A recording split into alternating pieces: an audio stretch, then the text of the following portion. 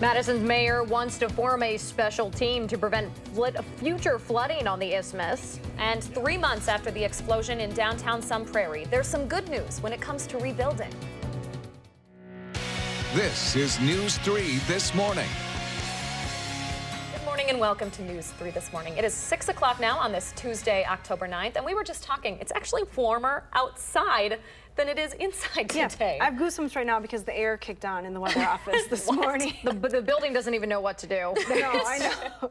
Neither do our bodies really. Right. Because it really shouldn't be this warm at this point in October. But it is. We have another really warm day ahead of us today with highs near 80. Still so dark outside right now, though. Just a reminder, sun comes up after 7 o'clock this morning, so can't see a whole lot on those sky cam shots. 2 alert days in the forecast, one today and one tomorrow, for rounds of showers and thunderstorms that are expected to move across the area. Today, mainly west of Madison, more widespread rain across the entire area on Wednesday.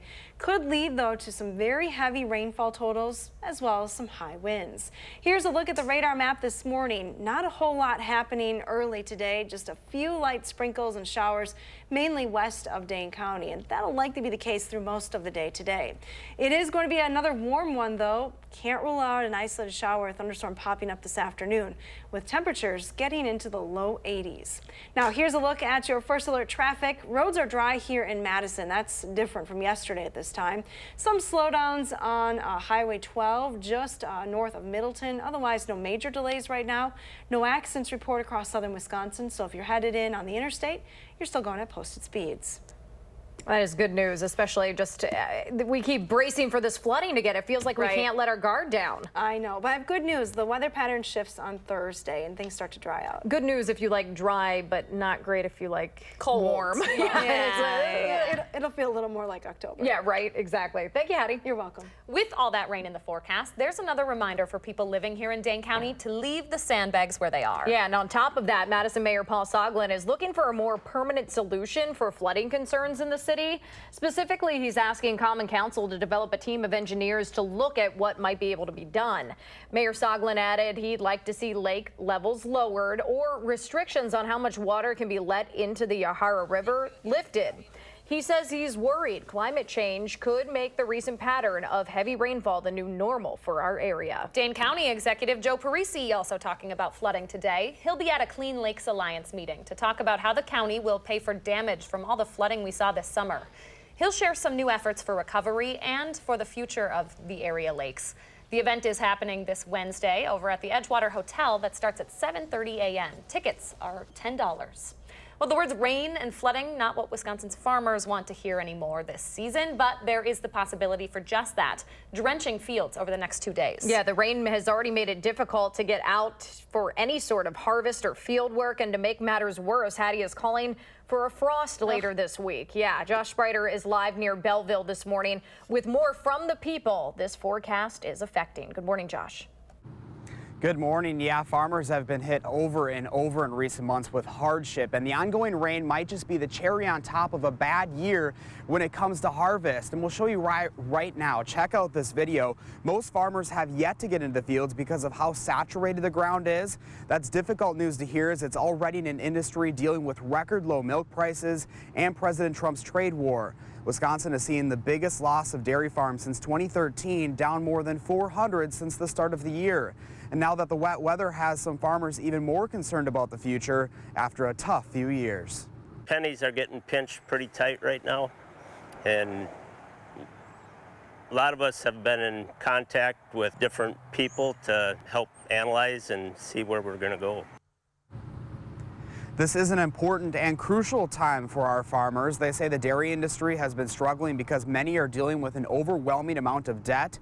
Farmers like Brian Brown of Sunburst Dairy are waiting for milk prices to bounce back after 3 straight years of record low levels. They are trying their best to remain positive. Brian tells me last week's World Dairy Expo left many farmers with optimism, and obviously that sunshine Hattie was talking about in the forecast is leaving many with hope as well. And I think not just farmers, a lot of people have those fingers crossed for some sunshine, ladies. Yeah, we're all looking forward to a little bit of sun in the forecast. Hopefully that frost doesn't hurt them too much. All right, our Josh Sprider reporting live for us this morning. Thanks, Josh. It's almost 6:05 on this Tuesday morning, and reconstruction of Main Street in Sun Prairie is ahead of schedule following this summer's deadly explosion. City leaders say that intersection that was destroyed in the explosion is now set to open up next month. Originally, it wasn't going to reopen until December. You may remember a firefighter died in that explosion on July 10th. Several other people were hurt and businesses had to shut down due to all the damage. Officials wanted to get Bristol and Main Streets open as quickly as possible because it is vital to the downtown area. It has now been nearly 3 weeks since the workplace shooting happened in Middleton, and police in that city are now responding with opportunities for the public to learn how to best prepare for a similar situation. The Middleton Police Department says it will host a presentation for the public next month on November 26th. Community Awareness Officer Kim Wood will be presenting, along with officials from the Dane County Sheriff's Office and the state's Department of Justice. That event will be taking place at the Middleton High School Performing Arts Center from 6 until 8 that Monday evening. In politics this morning, Wisconsin's candidates for U.S. Senate are preparing for 2 more debates ahead of November's election. Incumbent Senator Tammy Baldwin and Republican challenger Leah Vukmir met for the first debate at UW-Milwaukee. Healthcare was for the first of many contentious issues discussed last night. Senator Baldwin says Vukmir's push to repeal the Affordable Care Act would jeopardize protection for people with pre-existing conditions. Vukmir responded saying she would fall in front of a truck before those patients went without coverage. The two also discussed issues at the Toma Veterans Hospital. Vukmir blamed Baldwin for not being proactive with doctors overprescribing opioids. Baldwin talked about the bill she helped pass to honor a Marine who died after being treated there. You can catch their next debate 7 p.m. Saturday right here on News 3. We'll get a better idea of what Wisconsin voters are thinking about in that race and others less than a month from the November election tomorrow. Results from the latest Marquette Law School poll will be released just after noon on Wednesday. Along with updates on the top races for governor, attorney general, and U.S. Senate, we'll learn more about voters' views on the recent Supreme Court nomination fight, the Foxconn development, and the state's efforts to fight the opioid epidemic. This may be the last poll before the election on November 6th. Verona High School students might have a bigger and brighter school before they graduate. The district high school should have its new building done by 2020. It's going to be twice as big as the current school. The total price tag, just under $150 million. It's going to fit 2,200 students and measure nearly 600,000 square feet. Designers, school officials, and parents considered recent school shootings in the aspects of that design, along with things like natural light and room for community space. It will be located along West End Circle. That's just off of US 151. All right, 6:07 your time now. I am one of the thousands of people who got hit pretty hard by the flu last winter, so the flu shot pretty high on my priority list. Dr. Joe McBride with UW Health is in next to talk about why we all need to get the vaccine, especially after last year's particularly bad season. This is the kind of weather, too, that'll really make you sick. Hattie's got a roller coaster ride of temperatures this week, starting with some sticky humidity today. She's in next with an alert day forecast when News 3 This Morning returns.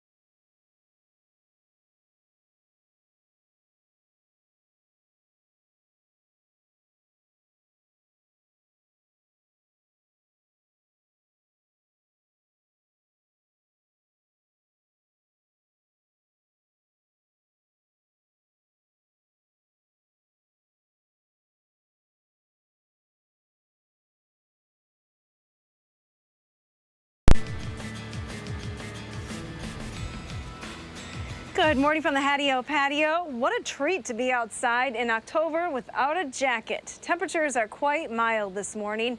Speaking of mild, yesterday it was downright warm in some areas of the state. 79 was our official high here in Madison. Didn't set a new record. I think our record was 84, so we were a few degrees off of that. But it was 84 in Milwaukee. But look how temperatures dropped off as you headed to the north. Quite a range in temperatures across the Badger State yesterday. Only 50 in Superior, 57 in Eau Claire. Now, here's a look at the alert days that are in the forecast. We have a pretty big storm system moving through the next couple of days. It'll bring rounds of showers and thunderstorms today and tomorrow. I think just like yesterday, today's best chances for rain will be west of Dane County. Better a chance for more widespread rain across the entire area on Thursday. But again, multiple rounds of rain is going to add up for the area. We definitely don't need any additional rain, so any heavy rain would cause problems with flooding. And there is a potential for some of those storms to have high winds as well. Flood bulletins have been issued now in advance of the rain event for the next day and a half. And those flood bulletins are in effect for areas west of Dane County starting today through midday Wednesday. Here's a look at the precipitation potential. This map is just updated and it really increased some of the values across southern Wisconsin. We're now up to about 1.5 inches in Madison. Pretty widespread though, 1 to 2 inch rain totals are expected. There could be some isolated amounts up to 3 inches in some spots. Here's a look at what has fallen over the last 24 hours. And while it was pretty dry most of the day in Madison yesterday, that wasn't the case west of town, where showers and thunderstorms were moving through the area throughout the entire day. Now this morning, the track of rain is still in that same area, but it's pretty light here in southern Wisconsin. Zooming the map out, though, you see plenty of moisture to the south and west. This line of showers and thunderstorms extends all the way into Texas this morning, as do the flood bulletins from Wisconsin all the way to the U.S.-Mexican border. Today, some very heavy rain expected in many spots. The almanac for the day here in Madison has a normal high of 62. We're well above that, almost 20 degrees with highs in the low 80s today. We have a nice start as well this morning. Temperatures have dropped a couple of degrees here in Madison, but we're still at 64. It's still 70 degrees in Janesville. Dew points are going to remain high through the day, which means you'll notice the humidity. Future track shows you that the best chance for rain will be to the west today, as highs reach the low 80s in many spots. With that heat and humidity, cannot rule out a few pop-up showers and thunderstorms for the entire area this afternoon. The rain stays in the forecast through most of the day on Wednesday until a cold front shifts through the region. And boy, that front is going to change things up around here. We're going to see a nice shift in the weather pattern to more dry conditions for southern Wisconsin, but a big cool down. Take note of some of those nighttime temperatures as well. We dropped to 32 Thursday night into Friday morning. Now let's get a look at your first alert traffic this morning with Josh Tim. Good morning, Josh. Yes, a quiet start on the Beltline so far, which is always good news. No major delays showing up yet in either direction at this point. Other routes in Dane County are looking pretty good. Just a few of the usual brake lights on the northbound side of Verona Road and Stoughton Road approaching the Beltline ramps. No delays showing up yet downtown around the Capitol Square and UW campus. I would look for things to get busier over the next hour or so. The main routes heading into the city, they're moving along at the usual speeds with no crashes or delays. With your first alert traffic, I'm Josh Tim. Thanks so much, Josh. Thanks, Hattie. 6:14 your time now. New data from the CDC shows 80,000 people died due to the flu last fall and winter. That made it the deadliest season in decades. Numbers like that have doctors pushing for everyone 6 months and older to get their flu shot. UW Dr. Joe McBride is in with this reminder for all of us. Good morning, and thank you for coming in so early. Good morning. Thank you for having me. Yeah, we appreciate it. I mean, and it's on our minds. We've been talking about the weather all morning, about the just fluctuation that we're about to see, people more prone to getting sick. It feels like we say this every year, and yet some folks we were talking about during the commercial break just perhaps don't perceive this message. Why do you think that is? Yeah, great question. So influenza itself is a respiratory virus that people can transmit very easily between coughing and sneezing and contact with one another. And the vaccine, what it does is it helps protect against certain strains of influenza that are circulating around. And a lot of people, when they get the flu vaccine, they assume that that means that they're not going to have any colds or coughs or any kind of flus. And what the influenza vaccine does is it protects against the most common circulating strains, which is really the most important thing. But that doesn't mean that you don't get any colds or coughs throughout the rest of the winter. So a lot of people get the vaccine and think that they'll be perfectly fine, and then when they're not, they're dissatisfied and skeptic, elect, maybe. Yeah, definitely, and elect not to pursue it in the future. But the new recommendations is that every person, as you mentioned, above the age of 6 months should be getting the vaccine. And that's regardless of immune status, that's regardless of allergies to things like eggs, and with the few exceptions of people who have had an allergic response to the actual vaccine itself, really everybody should get it. And the concern really isn't just for yourself, it's for your loved ones as well. Correct. There's a big public health push to get people to be protected against influenza, and especially people who are at high risk situations. So these are the very young, so newborns and early infants, and then the elderly as well too, as well as people with chronic medical problems, things like diabetes, lung disease, heart disease, or especially people in nursing homes. So if you become in contact with any of these people, it's really important that you yourself are protected, not only for your sake, but also for the safety of your loved ones. I'm curious if after such a dire and tough flu season, I mean, we felt the effects all over the place here. Are you expecting people to be, more receptive to maybe getting this shot this year or less? I mean, you know. I hope so. I hope so. And this year, unlike last year, we have 2 different varieties of flu vaccine that's available. We have the standard shot, and then we also have the inhaled version as well too. Last year, the inhaled version was not available. And that's the nasal spray we're Correct. talking That's about. the nasal spray. So certain people, dependent on age and their medical history, could be a candidate for the spray, and that just provides a little bit of variability and flexibility for how people can get vaccinated. There are so many myths when it comes to the flu shot. What is the biggest one you like to debunk? I think the biggest one is the one that's the most common, that, oh, the flu shot gives me the flu. The flu shot is an inactivated vaccine. It's like saying a teddy bear could eat you versus a grizzly bear. It's just not possible. People can have reactions to vaccines, usually pain, swelling, tenderness at the site. Some people also might have low temperatures, but it does not give the influenza. Although I will be sympathetic to people because, as I mentioned, it does not protect against old colds or coughs. So just because you get a cold or cough doesn't mean that your influenza vaccine failed. And then another thing to mention too is that what it does in severe cases is that it tempers down the actual virus itself. So for somebody who does get the influenza despite the vaccine, maybe they only have a couple days of illness versus a hospitalization, or maybe only 5-6 days of illness versus a ICU stay. Yeah, some really good information there. Absolutely. Thanks so much for waking up early with us, Doctor. Yeah, thanks for having me. We appreciate it. All right, your time right now is 6:18. It could be the worst storm to hit the Florida Panhandle in more than a decade. People are already evacuating. They are preparing for the worst as Hurricane Michael approaches.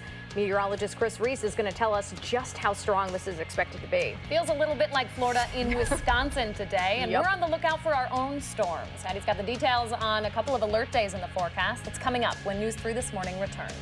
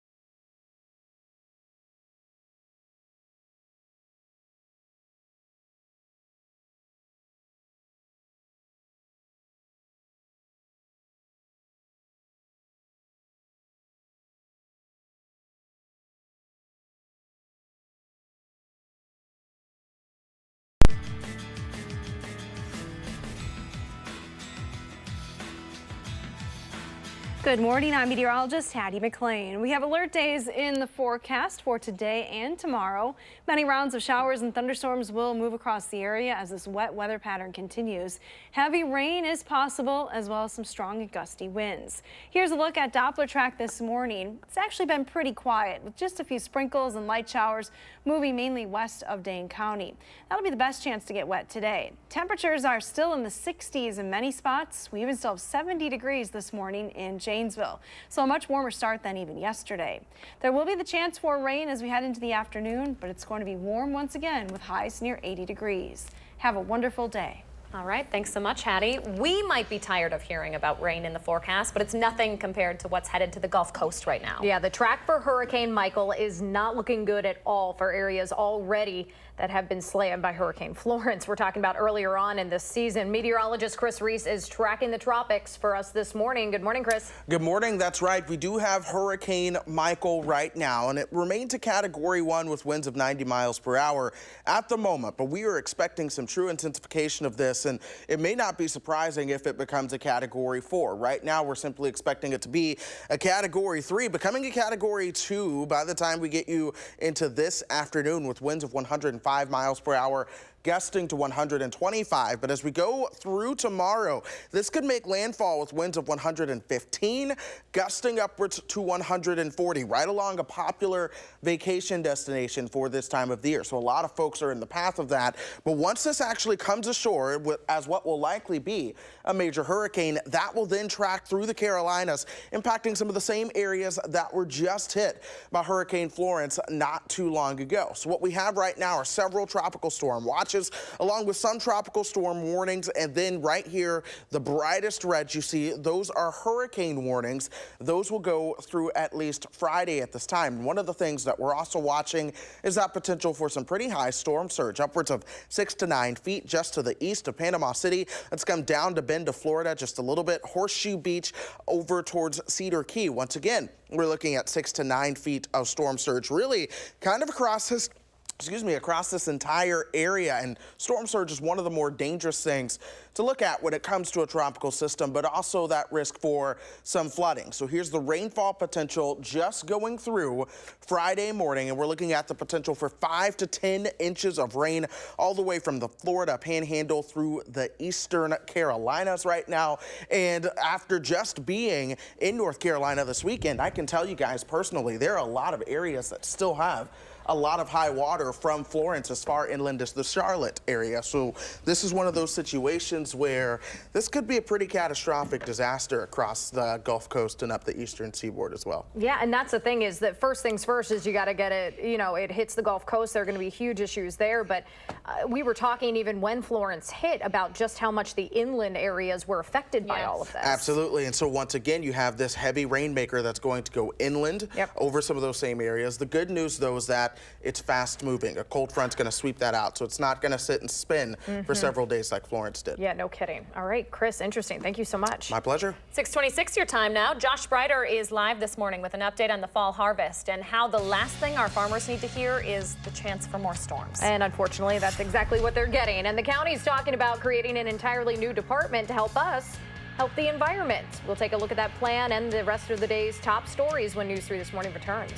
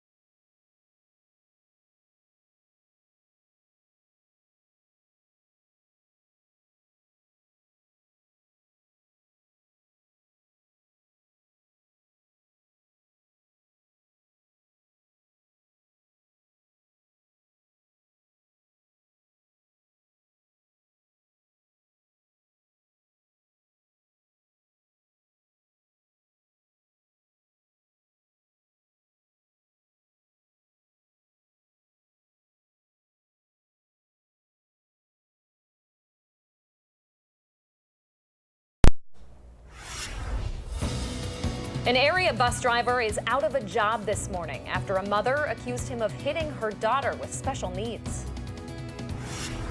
Farmers are feeling the effects of all of the heavy rain recently, and the fall harvest is on the line. I'm Josh Breiter, live at a farm near Belleville this morning where this rain could impact already struggling farmers. This is News 3 This Morning.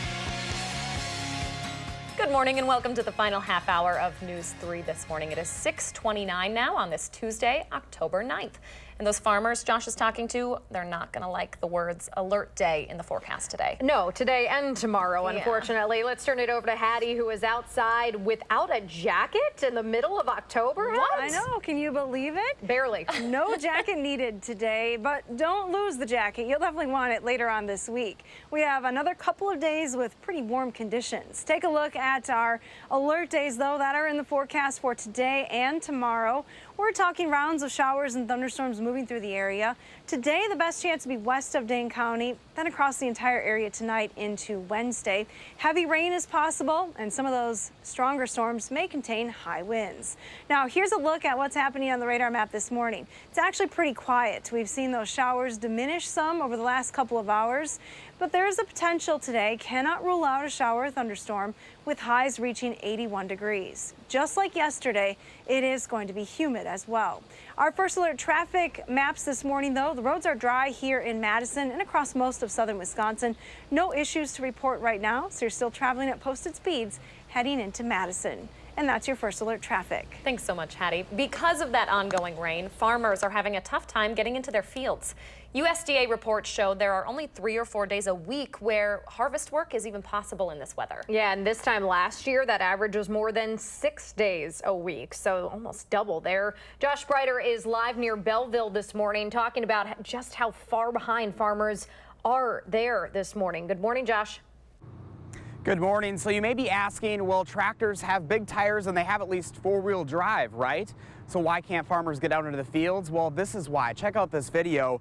Farmers tell us this year they've had many problems with equipment getting stuck in the muddy fields. They say the added moisture also forces more pressure on equipment, making them break down more than usual. That can, of course, add a hefty repair cost. I also learned when the fields are wet, the tractors create compaction, making ruts in the field, which will then affect farmers again next year.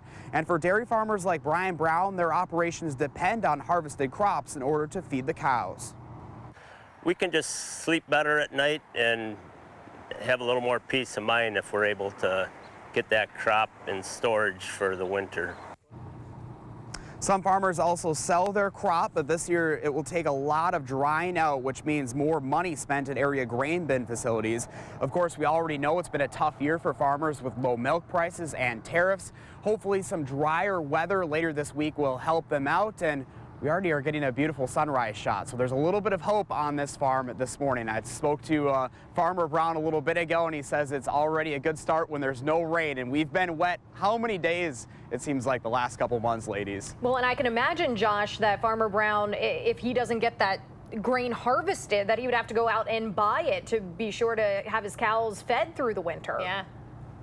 Yeah, he said that that's obviously an added cost, and then it's just a lot more work on that tail end. And you got to think we're already almost through halfway October, and the time is on the line. Most definitely, especially with the frost possible later this week. A lot going on for those farmers. All right, Josh Breiter reporting live near Belleville. Thank you, Josh. As if a wet harvest wasn't enough, farmers are also still waiting to hear what comes next after the federal legislation that covers farm and food programs expired at the end of last month. Wisconsin Public Radio is reporting on the farm bill, still stuck at Capitol Hill right now. Farmers are expecting to hear more about an extension before the end of the year. That's when money for the SNAP program and federal crop insurance runs out. A bus driver for the Middleton Cross Plains School District is out of the job this morning after a video showed him touching a student with special needs on the back of the head. Now, that girl's mother told our news partners at Madison 365 that bus driver smacked her daughter during a bus ride on the morning of September 24th. A district spokesperson says the driver was put on administrative leave the following day, and he was fired a week after the alleged incident. The Dane County Sheriff's Office conducted its own investigation, but did not provide any information about the case. The police chief up in Wisconsin Dells will be put on suspension later this week after writing a letter on behalf of a man who's facing his 6th drunk driving charge. A 2-week suspension for Chief Jody Ward will start on Thursday. Ward wrote that letter on behalf of 56-year-old James Connor. It said Connors is trustworthy and kind and a valuable member of the Wisconsin Dells community. Connors is the co-owner of Nigs Bar in the Dells. This would be, again, his 6th OWI charge. The criminal complaint in his case said Connors failed field sobriety tests. His BAC was almost 3 times above the legal driving limit. It is almost 6:35 on this Tuesday morning, and city departments are going to be in front of Madison's Finance Committee tonight to pitch their spending plans for next year. Members will hear from everyone from the Parks Department to police on their 2019 budget proposals. The briefings will take place tonight and tomorrow. The Finance Committee will make amendments and then take a vote on those proposals, that is, at its meeting at the end of the month. The full operating budget will then go to the Common Council on November 19th. More budget talk, this time at the county level. Officials from the Alliant Energy Center, Henry Vilas Zoo, and the airport are going to present their plans for next year at a meeting tonight. Part of County Executive Joe Parisi's proposal includes $20 million in expansions and upgrades for the airport. That money would go toward things like a larger main terminal, more gates, and upgrades to the bathrooms there. The Board of Supervisors should take up the full budget on November 12th. A lot of money talks happening today. The County Public Works Committee is going to look at the cost of creating a new department. County Executive Joe Parisi wants to create the Department of Waste and Renewables to help support the county's growth in renewable energy. The recent push to run the county on 100% renewable energy includes a partnership with MG&E to build a solar panel farm at Dane County Regional Airport. 6:36 right now. We're going to learn today what the coolest thing made in Wisconsin is this year, and if it is the sea salt caramel pecan Kringle. Leah's getting one for the newsroom. Oh yeah, we will take a look at the finalists coming up in your morning sprint. Money well spent. Plus, this is probably something I don't need to know, just how disgusting my phone is. But there's an opportunity to learn what kinds of germs are lurking on your screen and what that might mean for your health. That's when News 3 This Morning returns. Yuck.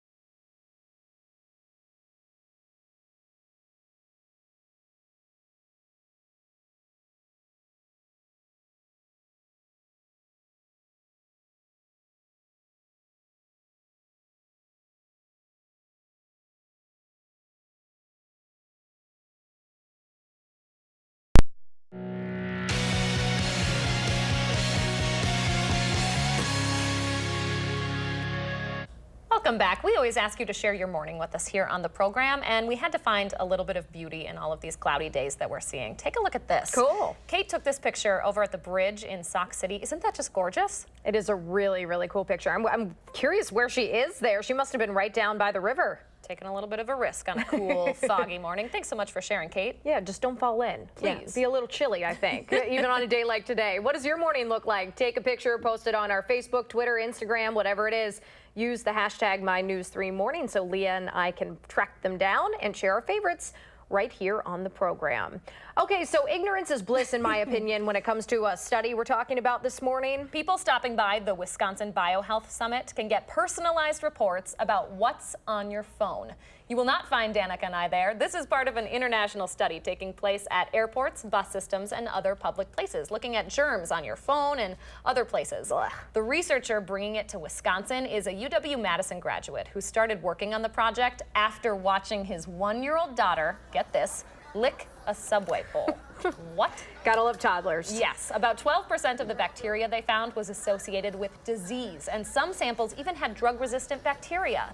Now, this BioHealth Summit is happening today over at the Overture Center. There are speakers on gene mapping and editing, breakout sessions, and a career fair to wrap everything up.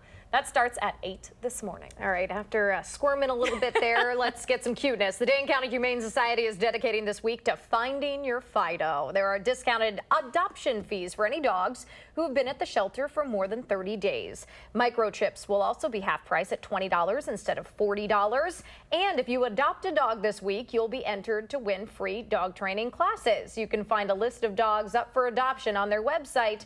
There on your screen, that's giveshelter.org, and then you can find the information there. Much cuter story. Much cuter. I'll be logging onto that during the commercial break. Yeah. There you go. 6:41 your time now. Hattie's turning up the humidity this morning from the weather office. It wouldn't be Wisconsin, right, if we weren't confused about the weather. Also wouldn't be Wisconsin if we didn't have a gorgeous sunrise to start the day.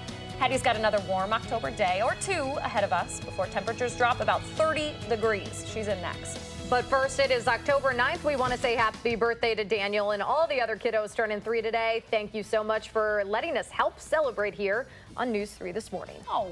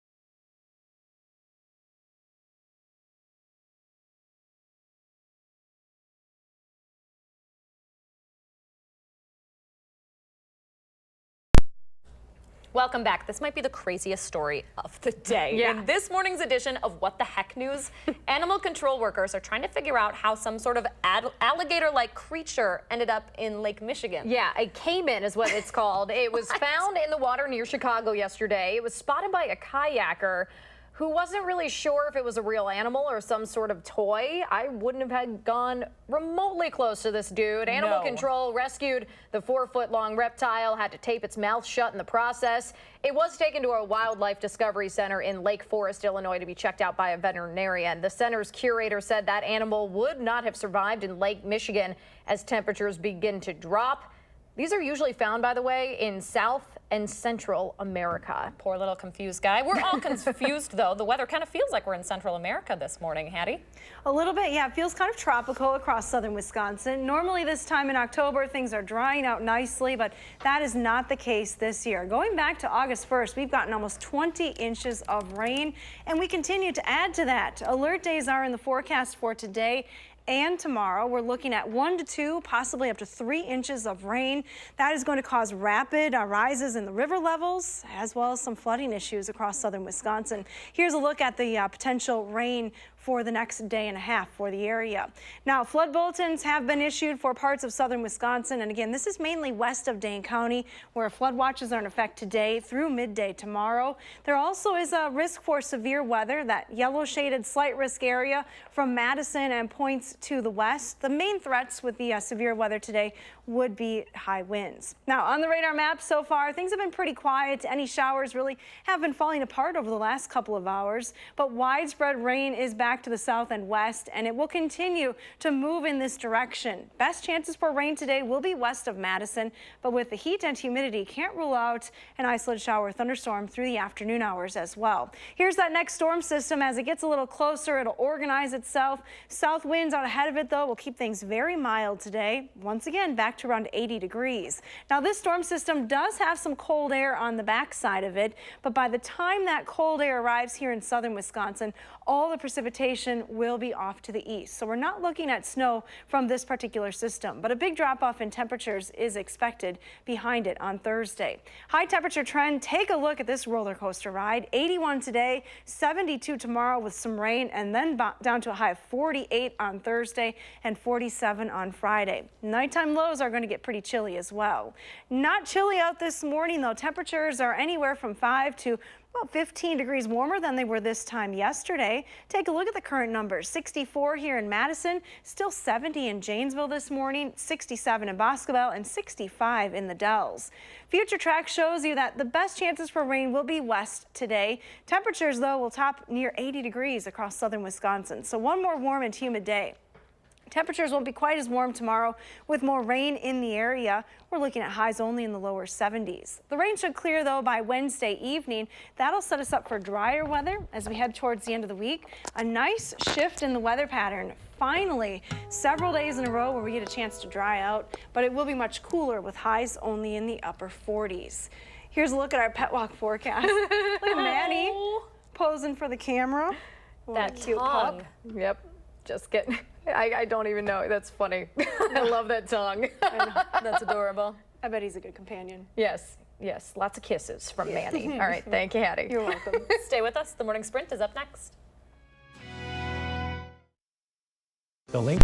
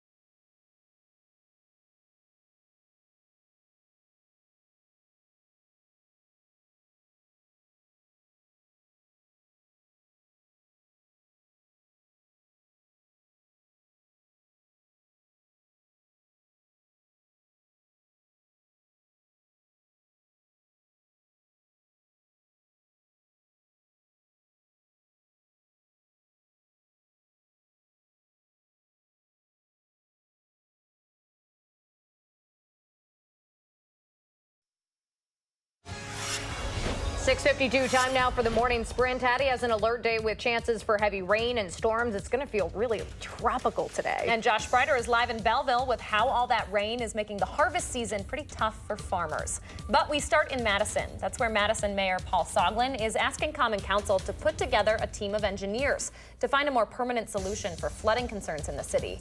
Mayor Soglin says he'd also like to see lake levels lowered or the restrictions on how much water can be let into the Yahara River lifted.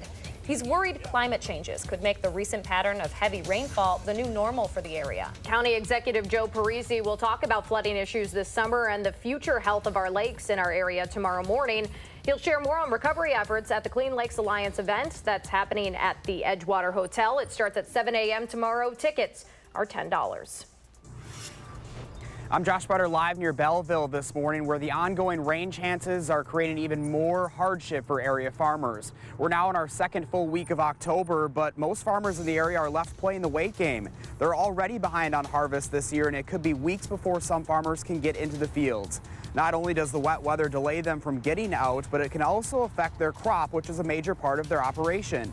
The later the harvest gets, the more money coming out of their farmer wallets. It's difficult news to hear, as it's already an industry dealing with record low milk prices and President Trump's trade war. Wisconsin has seen the biggest loss of dairy farms since 2013, down more than 400 since the start of the year. Thanks so much, Josh. As if a wet harvest season wasn't enough, farmers are still waiting to hear what comes next after the federal legislation that covers farm and food programs expired at the end of last month. Wisconsin Public Radio is reporting on the Farm Bill. It's still stuck at the Capitol Hill right now. They're expecting to hear about an extension before the end of the year when the money for SNAP programs and the federal crop insurance program runs out. And today and tomorrow are alert days for southern Wisconsin. We have rounds of showers and thunderstorms with potential for heavy rain as well as gusty winds both days. Here's a look at the radar map this morning. Relatively quiet with just a few sprinkles west of Madison. They've all but fallen apart so far. Temperatures will climb to highs near 80 degrees this afternoon. It's another warm and humid day with a chance for showers and thunderstorms this afternoon. Thank you very much, Hattie. We are just learning about an explosion in Monroe overnight. Monroe police say this happened at the Badger State ethanol plant around 5:45 this morning. There are no reports of any injuries. There is no active fire at this time. We are still looking to gather some more information from authorities. We'll be sure to update you as soon as we can over on channel3000.com. Almost 3 weeks after a workplace shooting in Middleton, police in that city want to teach the public how to prepare in case it ever happens again. The Middleton Police Department is going to host a presentation talking about what to do in that kind of situation next month. That event will be taking place at the Middleton High School Performing Arts Center on November 26th. Reconstruction of Main Street in Sun Prairie is about a month ahead of schedule following this summer's deadly explosion. City leaders say the intersection was destroyed in that explosion, is now set to open next month. Originally, it wasn't supposed to reopen until December. Officials wanted to get Bristol and Main Streets open as quickly as possible because it is vital to that downtown area. Brett Kavanaugh says he will keep politics out of the courtroom as he officially takes his seat on the U.S. Supreme Court today. He was sworn in on Saturday following a hearing on sexual assault allegations against him, plus another FBI background investigation.